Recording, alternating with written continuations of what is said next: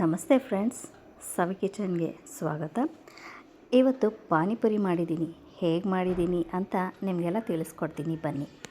ಮೊದಲಿಗೆ ಒಂದು ಬೌಲ್ಗೆ ಹುಣಸೆ ಹಣ್ಣನ್ನು ಒಂದು ಕೈ ಹಿಡಿಯಷ್ಟು ಹುಣಸೆ ಹಣ್ಣು ಹಾಕ್ಕೊಂಡಿದ್ದೀನಿ.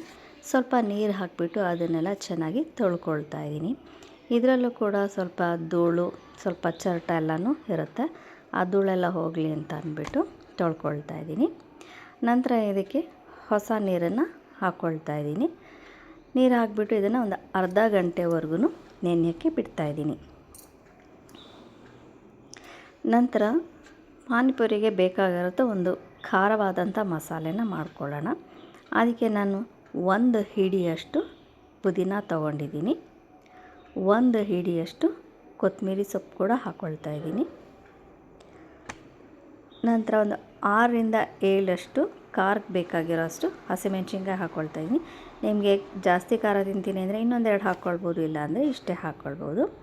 ಶುಂಠಿ 2 ಇಂಚಷ್ಟು ಹಾಕ್ಕೊಂಡು ಸ್ವಲ್ಪ ನೀರು ಹಾಕಿಬಿಟ್ಟು ಇದನ್ನು ನುಣ್ಣಗೆ ರುಬ್ಕೊಳ್ತಾ ಇದ್ದೀನಿ. ಈಗ ರುಬ್ಬಿ ಈ ಮಸಾಲ ರೆಡಿಯಾಗಿದೆ. ನಂತರ ಆಲೂಗೆಡ್ಡೆ ಒಂದು 8 ಆಲೂಗೆಡ್ಡೆ ಹಾಕಿದ್ದೀನಿ. ನೀರು ಹಾಕಿಬಿಟ್ಟು ಕುಕ್ಕರ್ನಲ್ಲಿ ಒಂದು 4 ವಿಷಲನ್ನು ಕೂಗಿಸ್ಕೊಳ್ತಾ ಇದ್ದೀನಿ. ಅದು ಬೇಯೋವರೆಗೂ ಒಂದು ಬೌಲ್ಗೆ ಅಥವಾ ಒಂದು ಪಾತ್ರೆಗೆ ಬೆಲ್ಲ ಹಾಕಿಬಿಟ್ಟು ಸ್ವಲ್ಪ ನೀರು ಹಾಕಿ ಅದನ್ನು ಕರಗಿಸ್ಕೊಳ್ತಾ ಅಂದರೆ ಇದನ್ನು ಕುದಿಸ್ತಾ ಇಲ್ಲ, ಹಾಗೆ ಅದನ್ನು ಕರಗಕ್ಕೆ ಬಿಡ್ತಾಯಿದ್ದೀನಿ. ನಂತರ ನಾವು ಅರ್ಧ ಗಂಟೆ ಕಾಲ ನೆನೆಸ್ಕೊಂಡಿದ್ದಂತಹ ಹುಣಸೆ ಹಣ್ಣನ್ನು ಚೆನ್ನಾಗಿ ಕಿವುಚಿಬಿಟ್ಟು ಅದನ್ನು ಸೋಸ್ಕೊಳ್ತಾ ಇದ್ದೀನಿ. ಅದರೊಳಗಡೆ ಚರ್ಟ ಎಲ್ಲ ಇರುತ್ತಲ್ಲ, ಅದೆಲ್ಲ ತೆಗೆಯೋದಕ್ಕೋಸ್ಕರ ಅದನ್ನೆಲ್ಲ ಚೆನ್ನಾಗಿ ಸೋಸ್ಕೊಳ್ತಾ ಇದ್ದೀನಿ. ಈಗ ಇದನ್ನು ಒಂದು ಸೈಡ್ ಇಟ್ಟಿದ್ದು, ನಾವು ಬೇಯಿಸ್ಕೊಂಡಂಥ ಆಲೂಗೆಡ್ಡೆಗೆ 1 ಸ್ಪೂನಷ್ಟು ಉಪ್ಪು ಅಥವಾ ರುಚಿಗೆ ತಕ್ಕಷ್ಟು ಉಪ್ಪು, 1 ಸ್ಪೂನಷ್ಟು ಚಿಲ್ಲಿ ಪೌಡರು, ಧನಿಯಾ ಪುಡಿ 1 ಸ್ಪೂನು, ಜೀರಿಗೆ ಪುಡಿ 1 ಸ್ಪೂನು, ಸ್ವಲ್ಪ ಗರಂ ಮಸಾಲ ಹಾಕ್ಕೊಂಡಿದ್ದೀನಿ. ನಂತರ ರುಬ್ಬಿದ್ದಂಥ ಹಸಿರು ಮಸಾಲೆ ಇರ್ತಲ್ಲ, ಅದೊಂದು 2ರಿಂದ 3 ಸ್ಪೂನಷ್ಟು ಹಾಕ್ಕೊಳ್ತಾ ಇದ್ದೀನಿ. ಇದನ್ನು ಚೆನ್ನಾಗಿ ಮಿಕ್ಸ್ ಮಾಡ್ಕೊಳ್ತಾ ಇದ್ದೀನಿ. ಎಲ್ಲ ಸಂಪೂರ್ಣವಾಗಿ ಮಿಕ್ಸ್ ಆದ ನಂತರ 3 ಈರುಳ್ಳಿನ ಸಣ್ಣದಾಗಿ ಕಟ್ ಮಾಡ್ಕೊಂಡಿದ್ದೀನಿ, ಅದನ್ನು ಕೂಡ ಹಾಕ್ಕೊಳ್ತಾ ಇದ್ದೀನಿ. ನಂತರ ಒಂದು 1/4 ಕಪ್ ಅಥವಾ ಒಂದು ಅರ್ಧ ಕಪ್ಪಷ್ಟು ಕೊತ್ತಂಬರಿ ಸೊಪ್ಪನ್ನು ಕೂಡ ಹೆಚ್ಚಿಟ್ಕೊಂಡಿದ್ದೀನಿ ಸಣ್ಣದಾಗಿ. ಅದನ್ನು ಎಲ್ಲ ಚೆನ್ನಾಗಿ ಮಿಕ್ಸ್ ಮಾಡ್ತಾಯಿದ್ದೀನಿ. ಇವಾಗ ಖಾರವಾದಂತಹ ಪಾನಿ ಹೇಗೆ ಮಾಡೋದು ನೋಡೋಣ. ನಾನಿಲ್ಲಿ ಬೆಲ್ಲನ ಕರಗಿಸ್ಕೊಂಡಿದ್ನಲ್ವ, ಅದನ್ನು 1 ಕಪ್ಪಷ್ಟು ಹಾಕ್ಕೊಳ್ತಾ ಇದ್ದೀನಿ. ಮತ್ತು ಹುಣಸೆಹಣ್ಣು 1 ಕಪ್ಪಷ್ಟು ಹಾಕ್ಕೊಳ್ತಾ ಇದ್ದೀನಿ.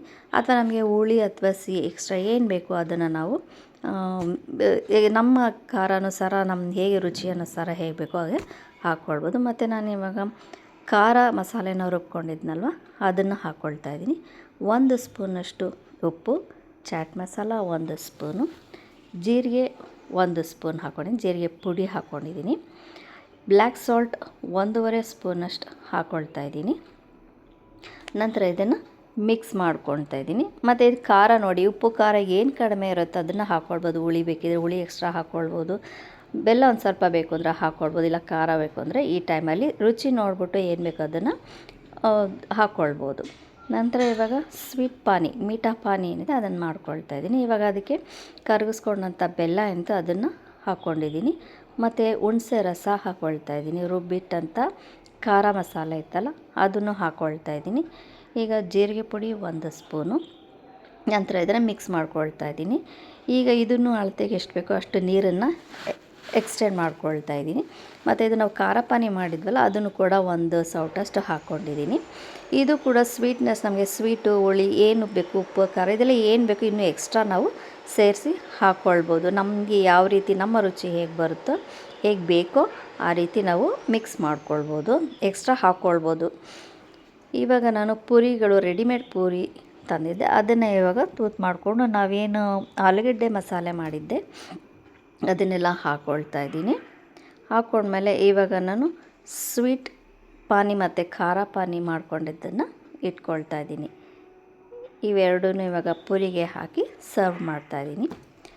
ನೀವು ಕೂಡ ಒಂದ್ಸರಿ ಟ್ರೈ ಮಾಡಿ. ಇದು ನಾನು ನಮ್ಮ ಮನೇಲಿ ಮಾಡೋ ರೀತಿಯಲ್ಲಿ ಮಾಡಿರೋ ಅಂತಹ ಪಾನಿಪುರಿ. ಟ್ರೈ ಮಾಡಿ friends. Thanks for watching. Thank you.